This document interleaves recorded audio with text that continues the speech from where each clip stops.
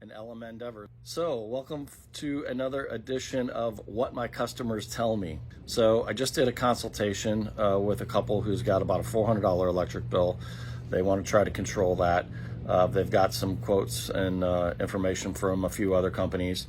And after I did my analysis on their $400 electric bill, their roof would only support production for about 60%, which was a shock to them because the last two companies they had come out told them that it would cover 100% of their bill, that they wouldn't have an electric bill.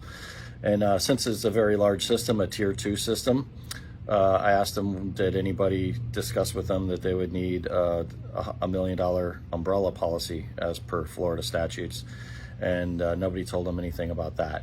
And this is not the first time that I've heard very similar stories. So look, at the end of the day, do you really want to trust your $40,000, $50,000 solar project to somebody that is constantly up against their sales quota? I don't have quotas. I have honest and truthful solutions. I hope I can help.